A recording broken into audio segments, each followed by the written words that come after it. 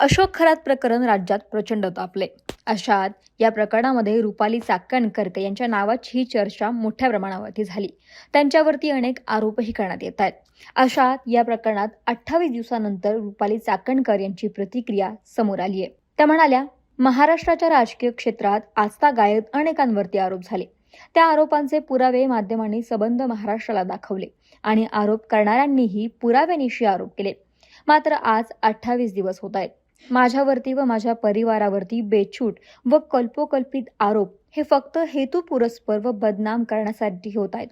हे वेळोवेळी समोर येत आहे. या बाबतीत आरोप करणाऱ्यांनी ना पुरावे दिले ना प्रसार माध्यमांनी ते मागितले.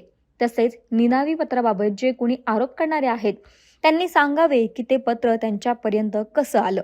कोणतीही शहानिशा न करता केवळ आणि केवळ बदनामीचा कुटील डाव साध्य करण्यासाठी पोलीस प्रशासनाला प्राप्त झालेलं एक निनावी पत्र माध्यमांकडे सुपूर्द करून दिवसभर चर्चासत्र घडवून आणलं गेलं. हे घडवून आणण्यामागे कुणाचं सौजन्य होतं हे समोर आलं पाहिजे.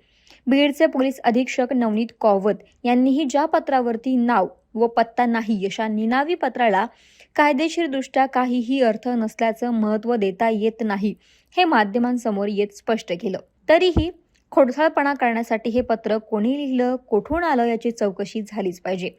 या निमित्तानं एक नवा चुकीचा पायंडा पाडला जात आहे. केवळ तर्कवितर्क, अंदाज, सुरस कथा आणि रंजक अफवा यांच्या आधारावरती मला व माझ्या परिवाराला मानसिक त्रास दिला जातोय, बदनाम केलं जातंय. हे अत्यंत खेदजनक आहे.